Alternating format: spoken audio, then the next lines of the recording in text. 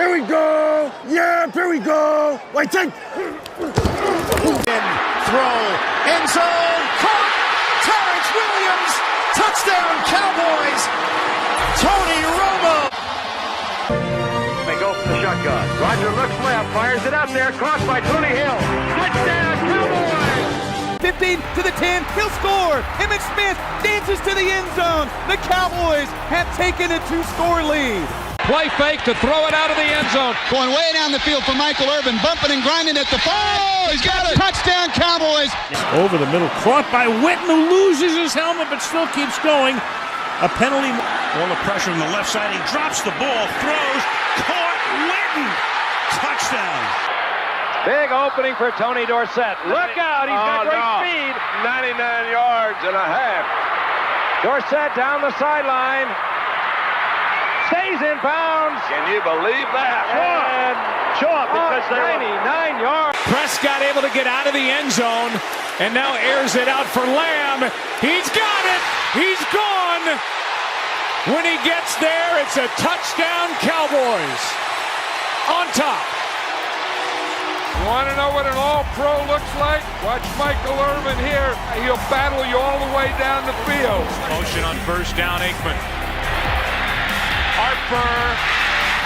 Was that beautiful? Touchdown, Dallas. Men on the rush. Pass is caught. Deflection. Touchdown. Cowboys win. Amari Cooper. Throws it down the field. It's caught at the 10. And this game is over. The Cowboys win it. C.D. Lamb. But no. But you understand, we do have one game left to play. Hey, fantastic. Every single one of you. I mean, I'm not just talking about these last 60 minutes. I'm talking about the quarterback schools, the mini camp, the off-season, the training camp, down in Austin when it was hot and you were tired, the whole bit. Everybody, you did one hell of a job. And the only thing else I got to say is, how about them Cowboys?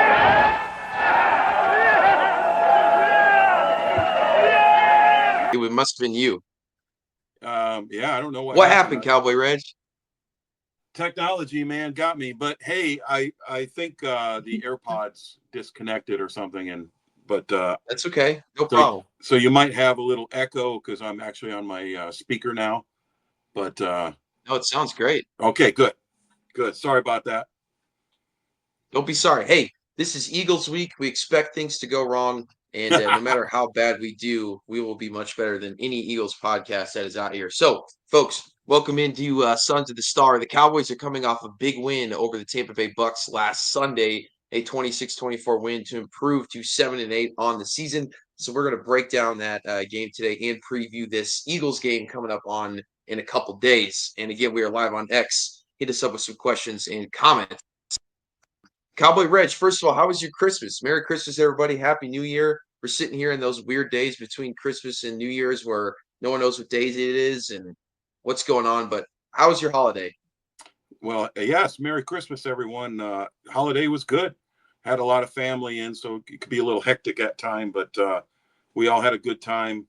A little rainy here over the weekend, but it's a warm rain down south, so nothing to complain about there. But yeah, everything went well. I didn't get a lot of Cowboys gifts this year, so I think people were sensing that this season's over in another week, and what's the point of buying them some gear? I guess it's probably the least amount of Cowboys gear I've ever got for Christmas in my entire life since I was, able to remember Christmas. Ouch. Well, I mean, there's still time left. We haven't been together yet, so you may get some stuff from me. Well, you never know. Oh, there you go. All right. Well, what else could you possibly get, Cowboy? I mean, you have I can't think of anything, What else do you need? You always need socks and underwear, right? So you get some socks and underwear. Cowboys socks and underwear. All right, I like it. Man, I can't remember what I was gonna say. Cowboy Reg talking about his underwear over there. Man, yeah. So he got me all sidetracked. Hey, the Cowboys had a huge win on Sunday night. Yes, sir. I thought it was a real gutsy win by the Cowboys. I didn't know, even though I called this win, Cowboy Reg was a little pessimistic. So I hope he picks against the Cowboys again this week. But Cowboys had a huge win against a surging Tampa Bay Bucks that have won 4 games in a row. They needed this win a lot because they have not, um, secured playoff spot. And in fact, with that loss, they jumped behind the Atlanta Falcons in the NFC South. So that was a killer loss for the Buccaneers. Earlier before the game, the Cowboys were eliminated from playoff contention with that Commanders win over the Eagles. So that technically the Cowboys had nothing to play for, and Tampa Bay had everything to play for. And it was a gutsy game. It was a hard fought game. It wasn't pretty in the slightest, but I just thought the Cowboys were tougher. More they were tougher on defense, tougher on offense, and they found a way to win at the end. So, what were your impressions from that Cowboys win over the Bucks? That was that defense, that Dan Quinn style of defense they used to play, taking the ball away from people by any means necessary. Punching the ball out like Leofau's done the last couple of weeks. Taking the ball away from someone who's running with it, taking a ball away from someone, in midair. We saw all of that defense, and hey, forget about Dan Quinn. Let's give all the credit where credit is due, and that's Mike Zimmer, just playing ball hawk, and that's what gives me some optimism going into this week. Is this team is winning, like you said, gritty, tough, and on defense. So if you're winning on defense, and we're going into a team with a backup quarterback, there can be some optimism there, but we'll get to that later, I know. Yeah, I think the progression of the defense has been great. And obviously the addition of Deron Bland is huge. He seems to be playing better. Really some guys stepping up like Maris Leofau. Nick Vigil was a guy that he led the team in tackles this game. He's coming off the bench after Kendricks and the Overshown injury. So we got guys coming up from the practice squad and kind of floating around, making the team, and finally starting to crack the starting lineup and just balling out. So just really, like we said, these last few weeks, it's all these backup guys, and that's what gives you hope. We expected this team to make the playoffs. We expected this team to do better than they did the year before. But look, we got to give this team some credit. A lot of bad things have happened to this team throughout the year, especially the Cowboys have had the injury bug just about as bad as, them and the San Francisco 49ers. I can't think of two teams that have really suffered more this year. But the good news is you got all these young guys playing time, and they're playing well, and they're beating teams, and they're beating a playoff caliber team in the Tampa Bay Buccaneers with mostly backup players. So that's really good to see. Just the addition of Micah Parsons, when he's been healthy, this defense is totally turned around. So he's really having a hell of a year, and I think he's a half a sack away from, what is it? Not double digit sacks in the year. He's already there, but 20 sacks. Yeah, maybe it's double digits. I can't remember the exact stat, but I don't know. It can't be 20. No, it sounds way too much. Yeah, you take away his time injured, and he's chasing the all-time sack record right now. Because his sack ratio per game has been unbelievable since he's been healthy. And that is, and this is kind of a standing joke, and Parsons got burnt online for this yesterday, but all those sacks he's getting is still with guys pulling around his neck as he's going through the line every play. I've never seen anybody get held as much as he does. I wish he didn't. It's unbelievable. I wish he didn't complain about it as much, because I think criticizing the officials is one of the reasons why you don't get flags in this league. So these officials are very sensitive, they're very, arrogant, and they don't like to be told when they're making mistakes. They don't like people accusing them of rigging games like fans do. So who knows? That may be why Parsons doesn't get calls, is because he calls them out for not giving him calls. So maybe he should take a different approach on that, and we will see him get, 25, 26 sacks one year. He'd get a couple calls, that would help, Yeah, but really just with him being double teamed, with him just providing, his pressure rate is through the roof. And it's just that pressure that he's putting on these opposing quarterbacks is just huge, and giving other guys the opportunity to rush the passer because he is, being double teamed and things like that. I just think this defense is so physical, man. I think that's the difference. You mentioned the Dan Quinn defense earlier, and that's what they looked like. But I don't remember any of our defenses in years past under Dan Quinn with this level of physicality. No, That and run and Cowboys are playing at right now. Like they're I think they're improved so actually much. stopping the run some. You see them stopping the run, and that's something they could not do under Dan Quinn.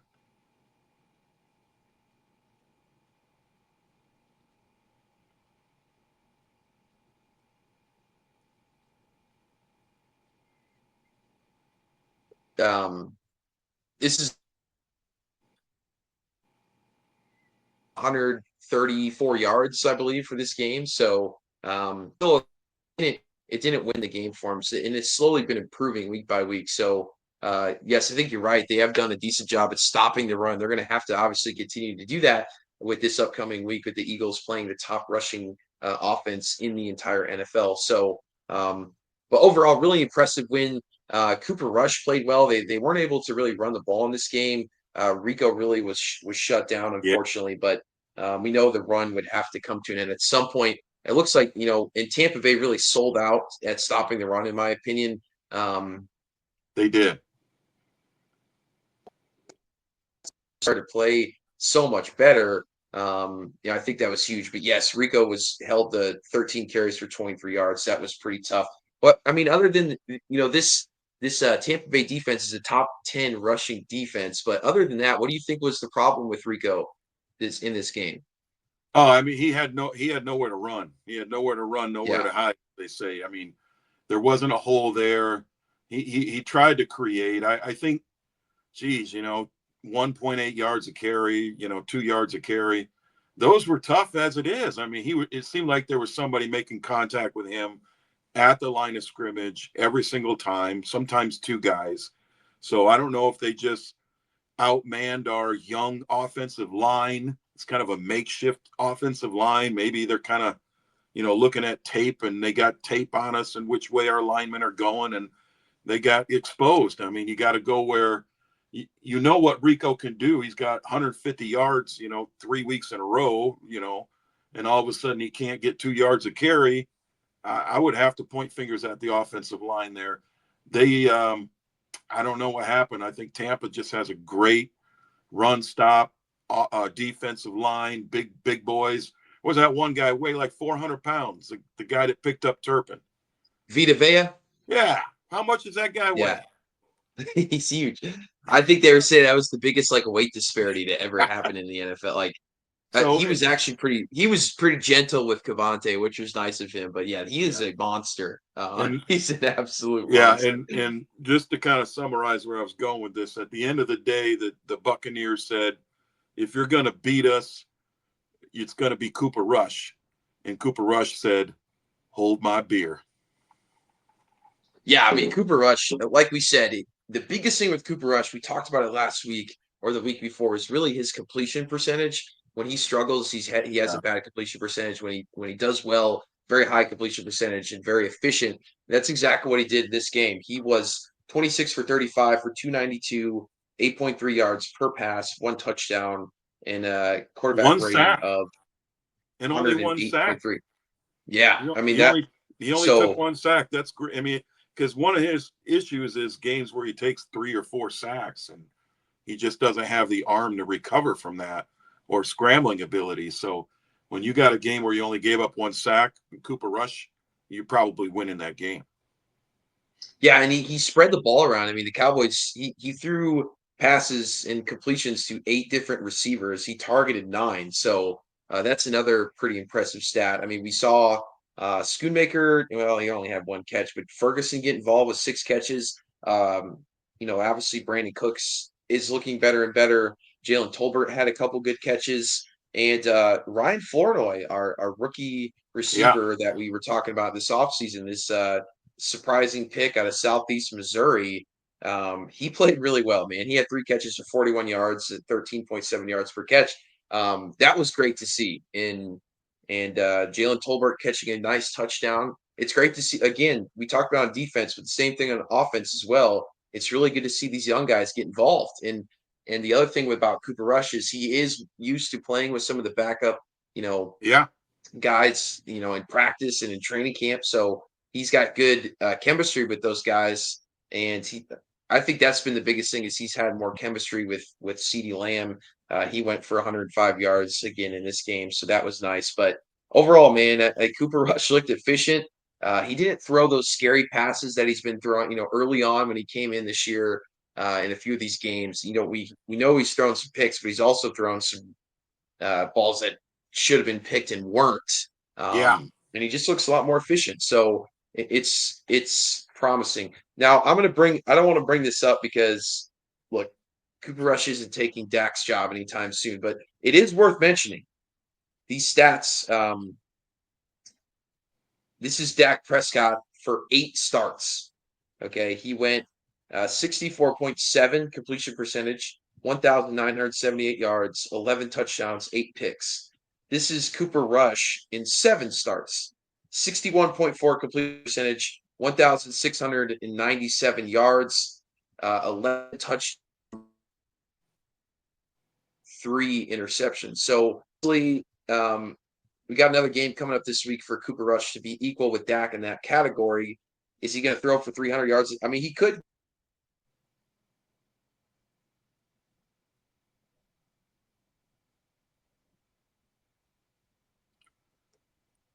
Freezing up on my end, but keep on going if I'm waiting for the stream to catch up. The technical difficulties over here.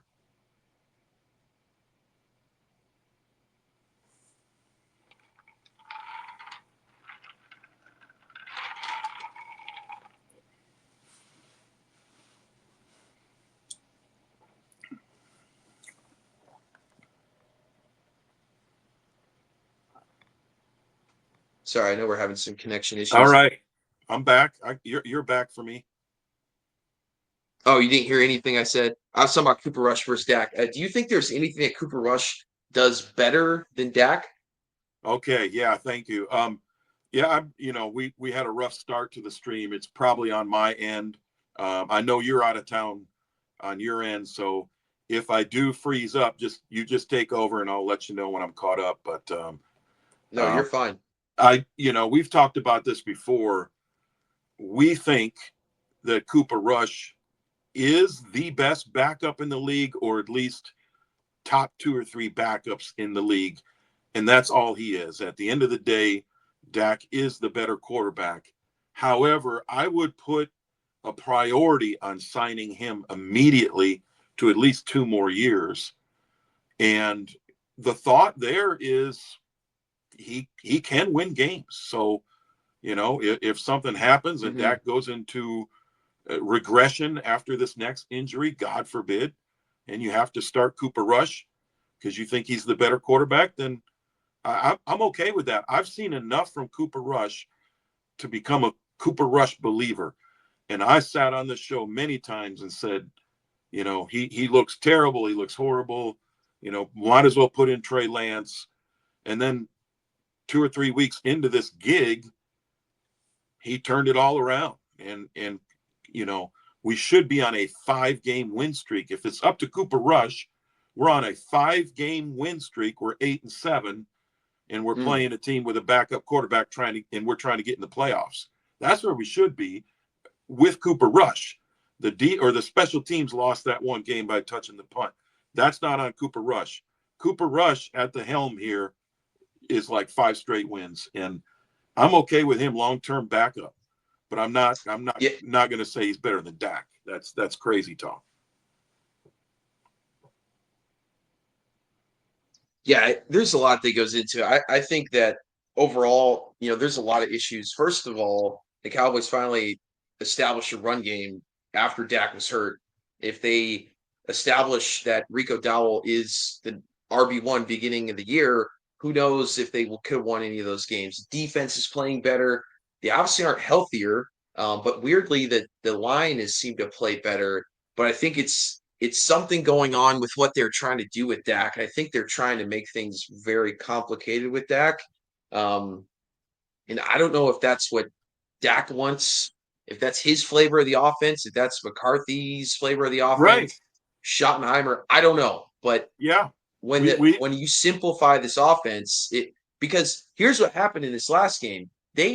Because Rico was running 3 straight games over 100 yards, Tampa Bay had to sell out the rush defense, and then they completely could open up the pass game. And then you had Cooper go for 292. Now, if Dak throws, 26 35 for 292, I mean, against a playoff team in the caliber defense of Tampa Bay Buccaneers, you're thinking, man, he's playing unbelievable. But Yeah. that's all you need, right? So that's a huge factor. But I don't know. I don't think Dak had a fair shot at it this year, just because the Cowboys had so many issues early on in the year, and I think with CeeDee Lamb sitting out of training camp, that hurt his connection with him. And that's the biggest thing you'll see in these games. A lot of these past few games, I think. Maybe it's the last 3 games even that CeeDee's gone for 100 yards in Yeah. the first half. Yeah. Then they body slam him on his shoulder, and and he's running routes with one hand. He probably should have sat this last game, and I'm devastated that he's out for the year because I want to see him play more. But it's the right thing to do, man. He is hurt. That dude, he's a warrior to go out there and play the way he did, basically with one arm, because he wasn't extending or landing on one shoulder. So I don't even know how you play the game at that level that he did on Sunday night. That's crazy. Yeah, I mean, so that's obviously we've kind of hinted around this point, but the Cowboys come out and said that they will hold CeeDee Lamb out the rest of the year because of that shoulder injury, so he will not play anymore in these last 2 games. So Cowboy Red's already stated he thinks it's the right call, and I agree. But really, on the topic of CeeDee Lamb, early on in the year, he had his issues. He sat out of training camp those first few games. He was visibly upset on the sideline, kind of throwing a little bit of a temper tantrum because he wasn't getting the touches, and we were worried, right? Yeah. But then, he apologized for that. He owned up to it. And since that, I believe it was the Ravens game, correct? Is when he really was that upset, or it could have been after that. Yeah, it might have been. It was one of the games they were getting blown out of, and the Ravens was one of them, but they came back. It was the Saint. Yeah, it could have been the Saints or the Ravens game. It was very early on, either week 2 or week 3. But since he apologized for that, man, he's been awesome. He went down with this shoulder injury back against Atlanta. So you lose your starting quarterback, you're hurt, and he's played fantastic since then. He's been a leader. He's been, the reason why the Cowboys have won so many of these games. I have so much respect for CeeDee. Not that I didn't before, but I was a little worried about him. He's still a young guy, but I did worry about some of the off the field stuff. We saw his issues with Dak during the playoff game last year. I think he's really turned a corner, and he's an established leader on this team. And with that note, I think Micah is also doing that. So some more positives out of this team. Well, we'll see with Micah. But yeah, Micah's got a lot more off the field stuff with his podcast and stuff. But CeeDee overall, I think, has done such a great job this year. He's the team MVP, in my opinion, this season. I know it hasn't been a great season, but he's been a bright spot. I just think the guy is so valuable to this team, and now he's fixed all those other issues. Some of the issues he has. No one's perfect, but I'm really impressed with CeeDee Lamb. All right. You want to hear my it's been a while since we did this segment. You want to hear my tinfoil hat theory? Okay. What's going on with CeeDee and Micah? Let's hear it. Yeah, let's go. All right. Put on your tinfoil hat. Here's my conspiracy theory. And this is a good conspiracy theory. Mike McCarthy and Dak Prescott are well known for having a close, positive relationship. Okay. McCarthy and Dak got together and said, look, let's do this. Let's put you up in the booth, not on the field. And let's let somebody take this team and be a leader without you on the sideline, because Dak was on the sideline early on with after this injury. Now he was up in the press box. Did I just go to it says connected. Can you hear me? Yeah, you're good. Okay. You're good. Just all of a sudden I'm connected back here. So I think they Oh, put Dak up in the press box and they looked for someone on the field to take over. And, is it Cooper Rush? Maybe a little bit, but it's CD Lamb on offense and it's Micah Parsons on defense. They've taken leadership roles. So that if Dak did that on purpose or McCarthy did that on purpose, and I'm going to give them credit because I think they might have, that was a good move. And these two had to mature and they had to step up, and they both have on the field and off the field, both of them. honestly, Cowboy Reg, um, I think that could be your best take of the year. I really have Oh, not thought. oh, Yes, I oh, have not not thought of a that before. conspiracy That is theory. not no. That's nothing. That has never crossed my mind. I guess I have wondered why Dak has been up in the press box, but I never really thought about it that far. That's actually really good. It's really good. Might clip that and save it as a short because that's your best tinfoil of the week you've had. Hey, Maybe your best take of the year. Because I think there okay. could be a lot. I think there's a lot of truth to that. I think that's valid. I don't think that's a conspiracy at all. It's actually the only thing I would question there is McCarthy smart enough to do that. Jennifer Bullard says, "Way to go, King." I mean, he nailed it, folks. This guy he's killing it. I um, appreciate that, Jennifer. but yeah, that the only question is Mike McCarthy smart enough to do that? And if he is, maybe he's working He on an might be, extension. man. He might be, man. You talk about eating crow. I'm gonna eat some crow tonight. Since I had a good take, I'm gonna eat some crow too to even things out. I was wrong on Cooper Rush. I was wrong on Mike McCarthy. When you take a team this beat up and this inexperienced, and you start beating playoff teams, man, Washington, Tampa, Pittsburgh, with this team, you got to Yeah, give Mike some credit, man. I question his play calling. I'd love to have a new offensive coordinator, but I got no issue with Mike coming back anymore at all. I'm on the record. He could lose the next two games. They should lose the next two games. That doesn't change the way this team fought. And you can't have a horrible coach reflect on a team the way that he has. He's got to be coaching them up. He's coaching them well. He really deserves to keep his job. That doesn't mean that Jerry Jones hasn't already made the decision, though. But in my yeah. eyes, he's done enough to stay. If Jerry has somebody in mind, guys, it's been over. It's been over. If Jerry has already Yeah, made up his mind, it's over. But if he I just hasn't, don't know who it would be. I don't know who who it would be. But I mean, yeah, I mean, Dion, look, I right? I haven't. mean, it could be Dion. I mean, that's the obvious that they've already worked out. A verbal, and between the two of them, Oh they God, speak. They speak. They're I tight, get. man. No, I know. I They're hope not. tight. I hope So, not.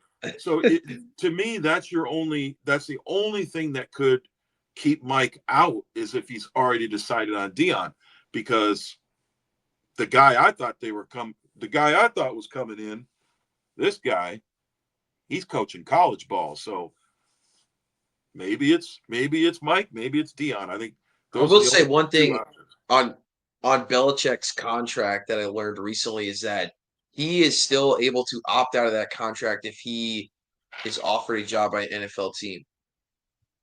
So That's not happening. I'm not saying it will. I'm just saying there is a clause in his contract that states that he could still Yeah. accept a job from an NFL team, but I don't know if that's going to happen. I think Yeah. he is sold on Yeah. coaching at North Carolina, which is a Dude. really interesting move. But hey, Hey, they're I putting get him it. on It's like college game day. He's loving it, man. He's got the the North Carolina sweatshirt on every time he's on TV, and he's getting all kinds of attention during this, college football playoff. And they're considering now a college coach that they can put on the show. He loves that, man. Belichick loves, as much of a jerk as he's been in front of the camera. He loves to be in front of the camera. It. He's happy. Yeah, he's happy there. And he might have a clause to get out of it, but in his mind, that means like year 3 or year 4. If I'm not winning, I got this clause. I can go back to the NFL. he ain't going back before the first year. He's loving that limelight right now, in my opinion. Yeah, plus his girlfriend's like 23 or 4 years She old. taking She can classes, man. go to school. I mean, there might be some tuition benefits there for he could pass along. That honestly, no one's talking about. I mean, they say it's a joke, but honestly, that's why he took to college. I was like, hey, I'm back in with all the the youngsters again. I'm hip again. My girlfriend's 24. I understand all the lingo. I know what Riz is and skibbity and all these other words that these kids use these days. And he's like, I get it. Now I can recruit these young kids and I can speak the language because my girlfriend's 24. So he's looking for that research. I think that's going to rejuvenate him, right? They think that if you surround yourself with a bunch of young people, you still stay young, right? At least that's what Matthew McConaughey said in a movie a long time ago. I won't repeat that quote. But moving right along here, really impressive win. But I do want to talk about Mike McCarthy real quick before we talk about this Eagles game. So I think it ties in really well. What is this to me, I look at this game as against the Eagles, you're 7-8, you're eliminated from the playoffs, but you still have a chance. I think they still have a lot to play for because obviously you're not going to kick out, the Eagles and Commanders. Well, the Commanders have they clinched? I don't think they've clinched, right? No, they haven't. Yeah, they haven't clinched. The Eagles have clinched a playoff spot, but you still have a way to kind of mess things up for your divisional opponents. And no matter what's happening, you always want to beat your division rivals. Obviously, you always want to beat the Eagles. And they still have, to me, it's a pride thing. And if the Cowboys could finish the season 9-8 and say, look at our injuries, man. We were missing Micah Parsons. We were missing CeeDee Lamb. We were missing Dak Prescott. We had guys go down in training camp. We didn't have Deron Bland. We didn't have Trayvon Diggs. We didn't have Zach Martin. We didn't. We missed Sam Williams early on in the year. Our number 2 or second round draft pick, Marshawn Nealon, went down early in the year. They've had so many injuries. They can look at this season and say we were 9-8. We were potentially one win away from making the playoffs with a backup quarterback and mostly backups. That's a win. To me, that's a success story, really. You finish with a winning record, and there's other divisions in this league potentially that the Cowboys can make the playoffs, or maybe in the, I don't know that off the top of my head, but I look at maybe like the AFC South and say, how about you don't muff a punt, or the NFC and then South, you're in the playoffs. Right. You don't have to worry about. Yeah, because you'd have 10 wins. You'd have 10 wins. So it would be the Commanders and Cowboys week 17, and the winner would be a wild card team. That's what would happen if you didn't muff that punt. That's exactly where they'd be. They might win it, they might lose it. That's where they would be statistically. If they didn't muff that punt and they were on a 5-game win streak, you're looking at the Commanders, Cowboys face off, and the winner's a wild card. The Eagles are going to win the division because all they got to do is beat the Giants, right? In week 17. Yeah. Saquon's going to break the all-time record on their turf and then also tear his ACL. But wouldn't that be dumb if they played in week 17, though, if they clinched the division? Why would the Eagles are going to play him to break the record? Everybody's talking about it. Would you play him? Yeah. Okay. So this is part of my notes as well. Let's hop into Saquon. Okay. I love it. It's Saquon has 1,838 yards this season. He looks to break the NFL rushing record per season. He needs 268 yards to get it. First of all, this is so stupid because he's playing an extra game. He's playing an extra game, so this should not count unless he rushes for over 268 against the Cowboys. He is not the NFL all-time rushing leader, right? And I would say, and I'm not just saying that because he's an Eagle. Like, this is stupid. How do you give the guy an extra game? That's not the same record. Let me play devil's advocate. No, go ahead. So Barry Sanders has the current record, correct? Eric Dickerson.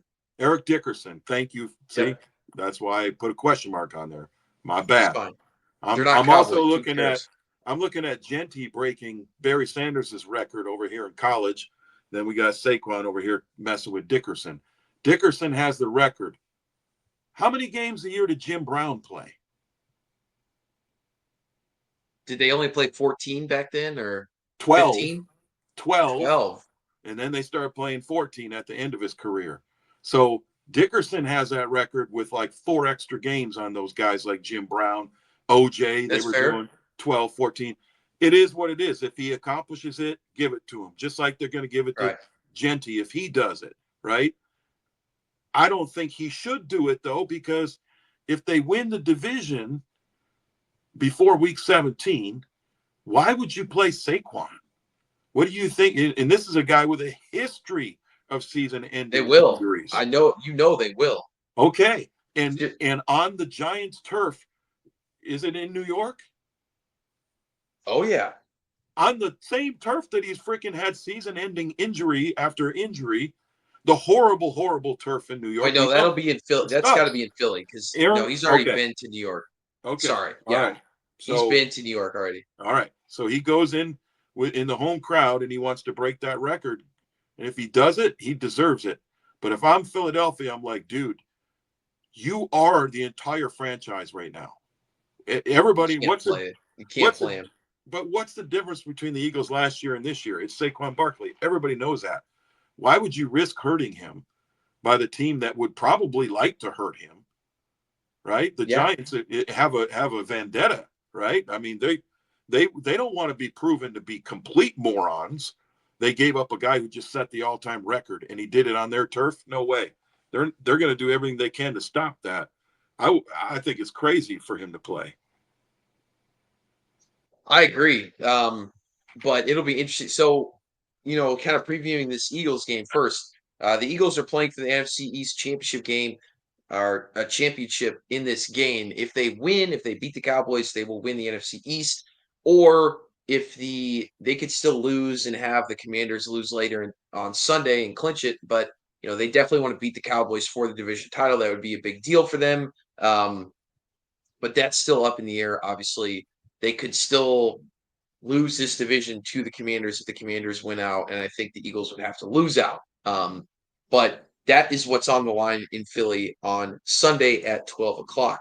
But the Eagles are banged up, man. I think that's where we should start. You really can't preview this game without first stating Jalen Hurts will not play in this game. He is out. He suffered a concussion last week against the Commanders in their loss to the Commanders. So he will not play in this game, which changes a lot of things. And also, Kenny Pickett was kind of banged up in that game too. He's expected to start, but they don't know for sure. And there's also a lot of Eagles fans calling for Tanner McKee to start over Kenny Pickett because of his injury. That would be Tanner McKee's first start in the NFL. He is I don't know if you remember him, Cowboy Reg. He was the Stanford quarterback a few years ago. I know Notre Dame plays Stanford every year, so you probably remember him. Big guy, 6'6". Yeah. Pretty good player on some bad Stanford teams, but a very good quarterback, but college quarterback. They got him in the 6th round. Wasn't that bad Stanford team came into Notre Dame and upset them last year or the year before? Was that him? Sure did. Was that him? Yeah, that was back in 2020. Yeah. That would have been 2022. 22. Yeah, would have been 22. He should have been on the team then. That was probably. He was. Yeah. He absolutely was starting quarterback for that. And I think they went 3-9. Yeah, I think they went 3-9 and they beat Notre Dame. That was a disgusting loss. Unspeakable. We had a friend that was at that game live. Joe Earl was there. Oh man, yeah, I forgot about that. Poor Joe. His first Notre Dame game. It sounds like my first experience.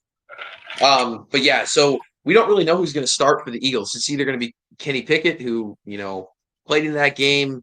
What a weird game was. That was a crazy ending to that Commanders and Eagles game. The Commanders had 5 turnovers and still ended up winning that on basically a walk-off touchdown at the end of the game. So pretty incredible. The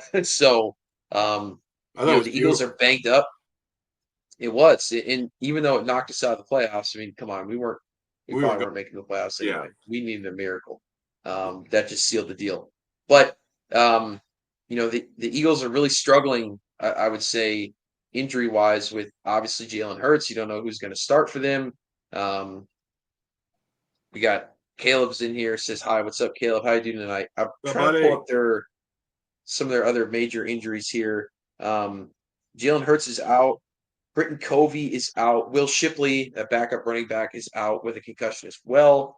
N'Kobe Dean, a linebacker, he's questionable to play. And Kenny Pickett is a limited participant in practice today, but I would assume he starts. But other than that, they seem fairly healthy. CJ Gardner-Johnson was kicked out of that game against the Commanders, but I believe he could still play this game.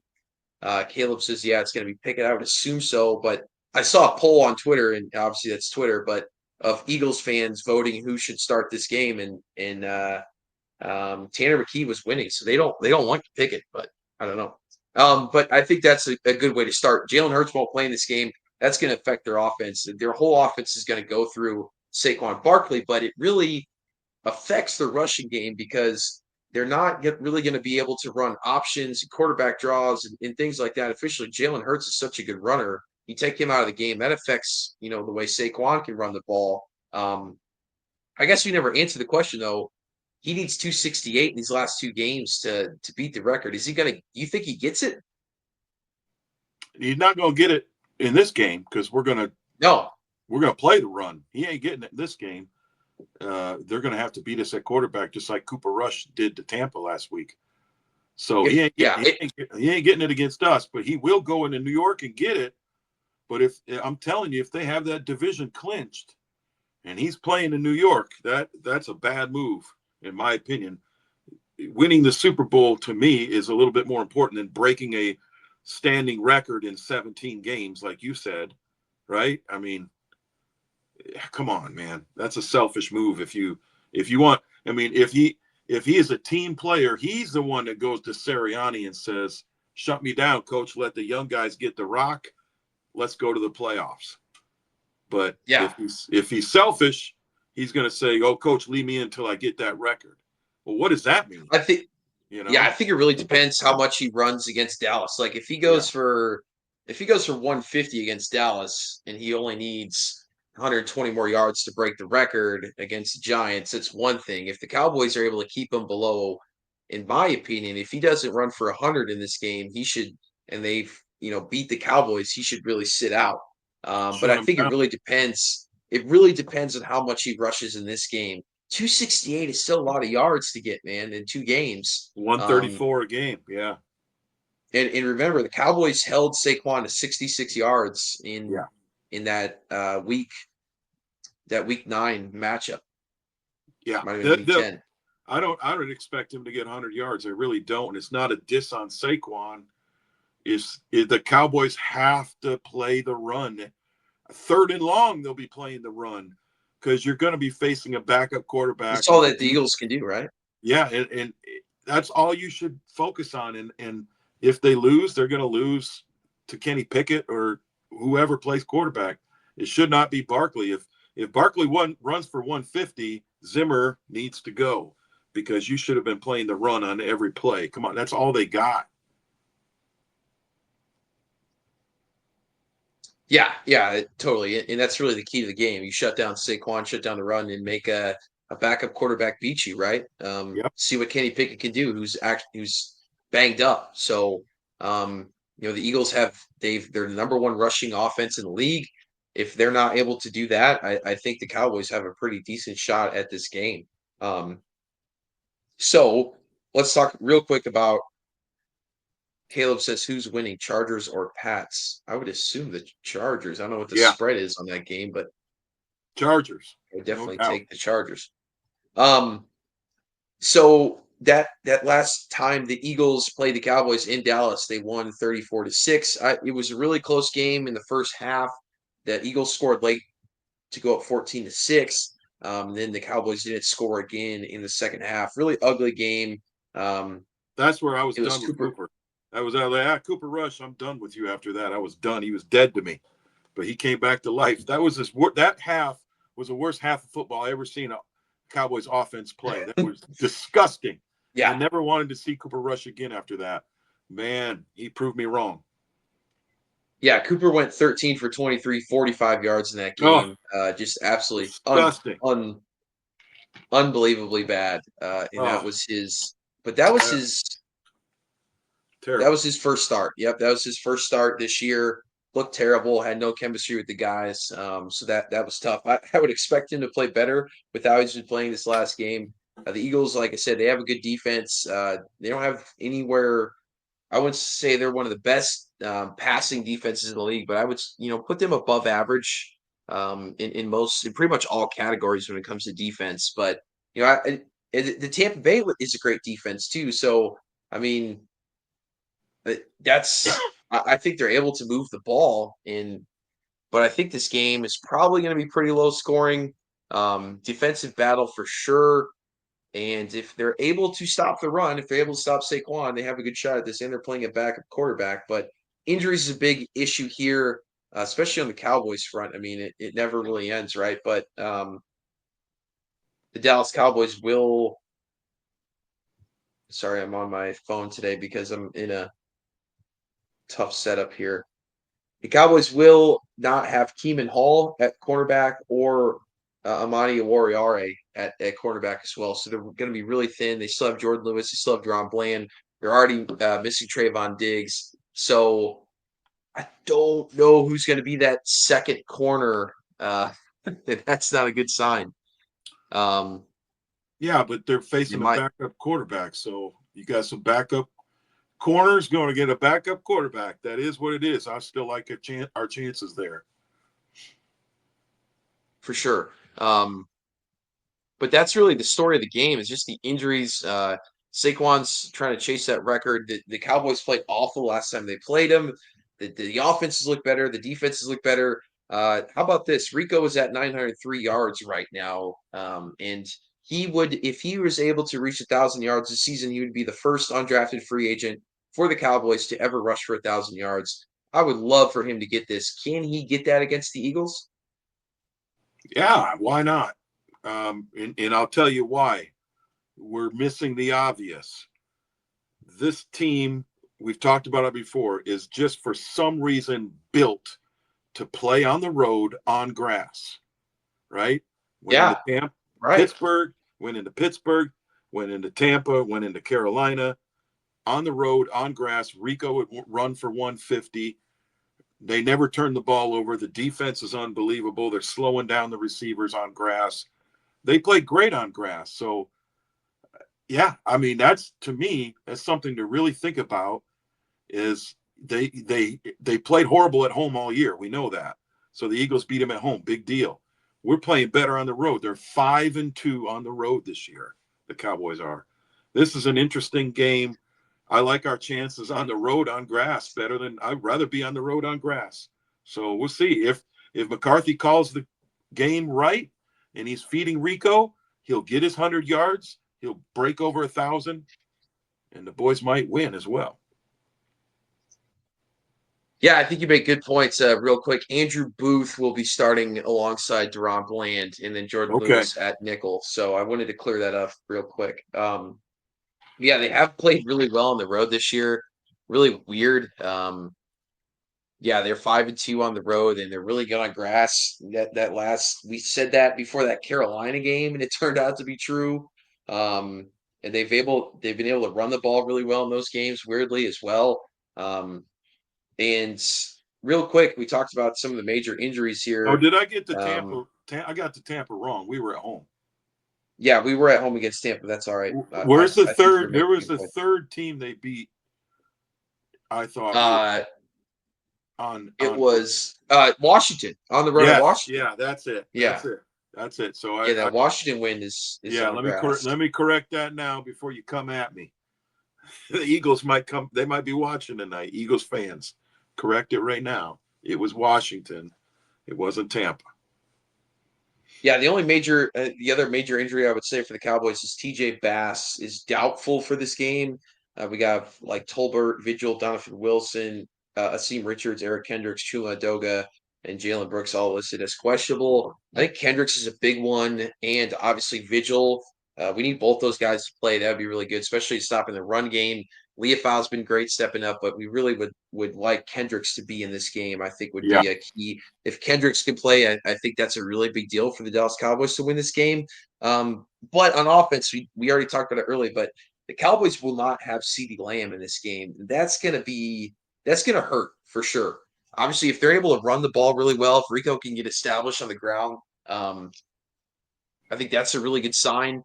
But it's impossible for me to say that this offense isn't going to have a dip with CeeDee being out of this game. I don't know if that determines the outcome of this game. If CeeDee was playing, I'm definitely taking the Cowboys, but that's gonna be tough. If Jalen Hurts was playing in this game and CeeDee Lamb is sitting out, I'm taking the Eagles all the way. I was prepared to pick the Eagles because of that CeeDee Lamb thing, but now that Jalen Hurts is out too, it's kind of a wash to me, right? Wouldn't you agree?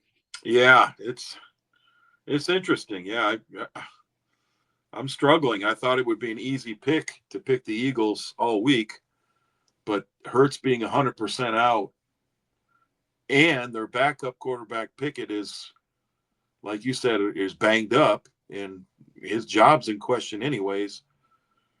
Yeah, I mean, you start really thinking about taking Dallas.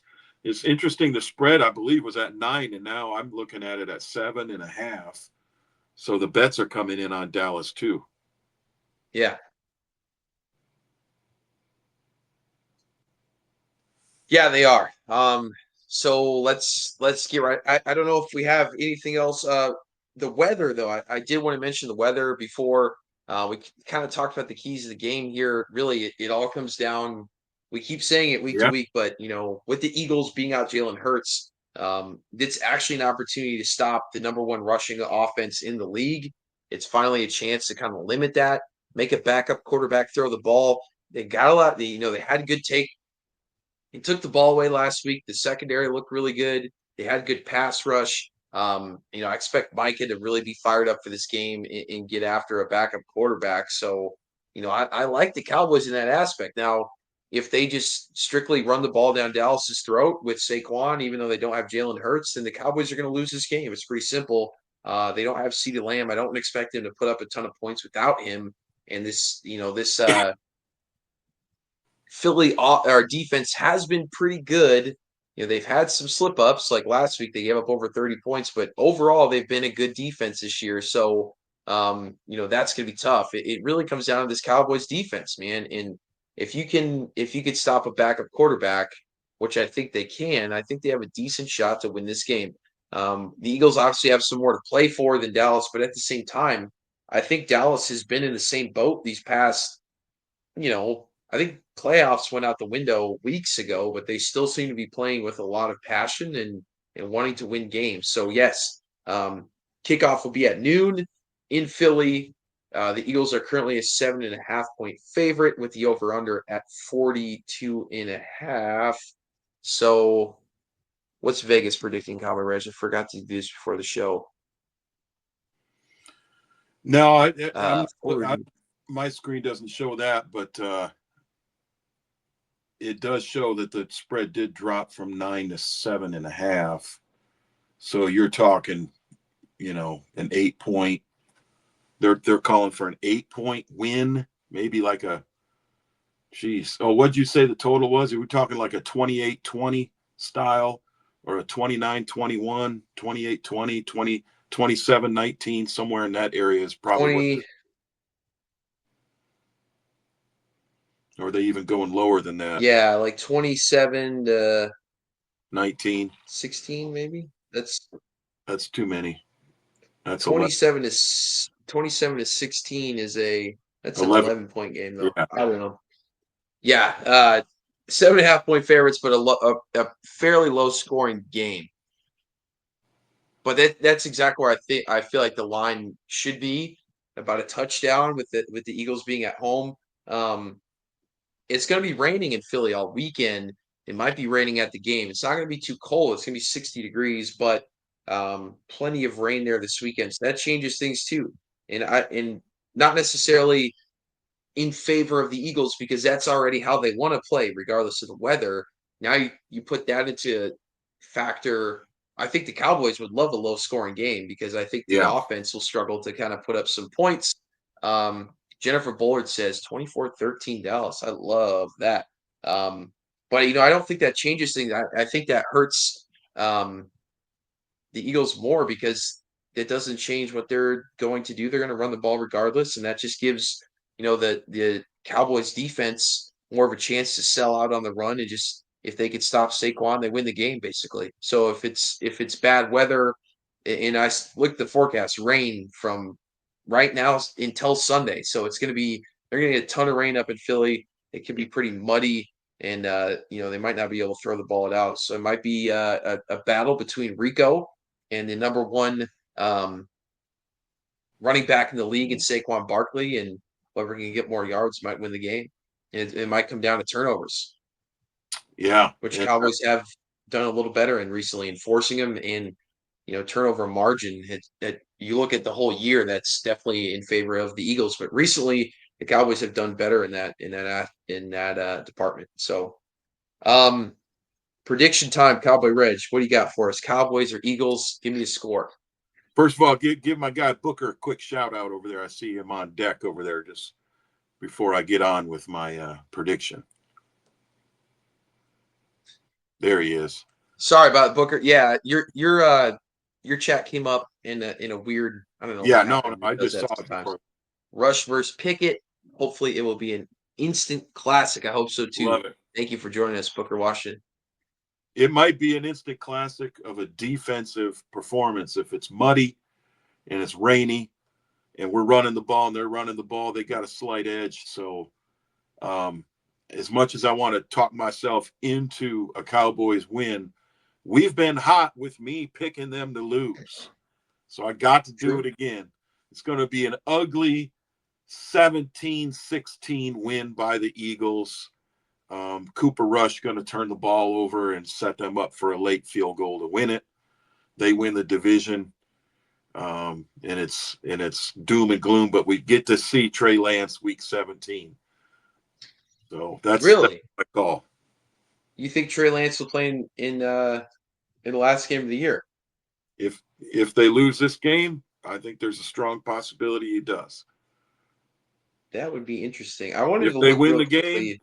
If they win this game, they're gonna. Cooper Rush has got the keys to the Cadillac now. Let him keep driving. He's coming for Dak's job when you start winning games like this. So we don't want that to happen. So I'm gonna call it for 17-16 Eagles, an ugly win. Yeah, we got Hot Take City says hello, hello, hello. Dallas wins 45-6. Now that is a hot take. I think there's only one thing Giants fans hate more than the Cowboys right now. It's the Eagles. They are really hating on the Eagles lately, these Giants fans. I love it. I mean, I just get the popcorn out and I read these rants between the Giants and Eagles fans. Hot take, keep it coming. Hot take, has Shador already landed in New York City? Is he already practicing with the team? He's buying property as we speak. I saw him at practice, and he's already. Or there was a video going around about Shador Sanders is like talking to one of his teammates, saying, "Yeah, I know I'm going to New York," and they're like, "You don't know that, man. They could trade up." He's like, "Can't get higher than one." He's right. I mean, it's the number one pick. You're not trading up for anything. Yeah, I think it's locked up, man. After moving on from Daniel Jones, so interesting to see. Cowboy Redskins. Dion's going to the Cowboys. His son will be playing football. No, I didn't say. I just said the only way Mike McCarthy isn't back next year is if it's Dion. I think okay. I think McCarthy has a better than average chance of keeping his job based on what he's done this year. Okay. Clarify that. Sorry, I hate to put words in your mouth. I'm just looking up a quick stat real quick before I have to rely on numbers to make my predictions.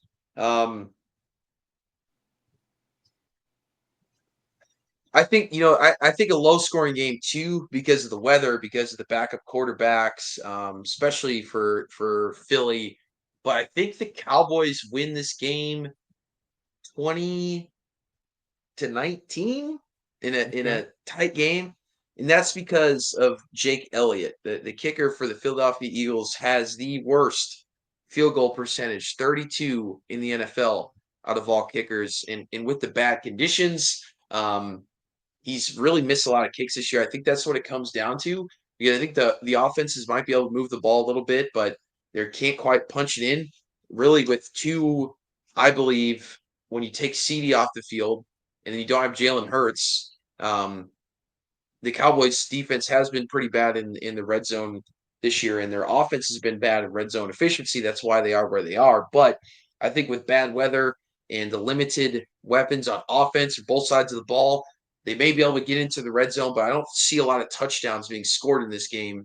And it may come down to kickers. And I mean, we know we got the better kicker, right? Yeah. And I think Jake Elliott will miss a couple, and the Cowboys squeak one out because I think that the Cowboys are playing for something here, and they've played with a lot of physicality. They played with passion. I think they may force some turnovers. And I like what I see out of this Cowboys team. And when I saw Jalen Hurts wasn't playing, I was picking the Cowboys. So I'm sticking to that. Jalen Hurts plays in this game. I don't think there's really a chance the Cowboys could win. I still think they compete, but I think they would just be too much with their starting quarterback. But now that they don't have their starting quarterback in, yeah, I think it's huge. I think it's huge. So I'm excited for this game. Cowboys squeak one out 20-19, and the Eagles will have to wait, and they cannot clinch against the Cowboys for a division title. I think that's still a huge pride thing. I don't think the Cowboys want that to happen. They don't want the Eagles celebrating on their home turf. They want to play spoiler, man. I think they're gonna do it.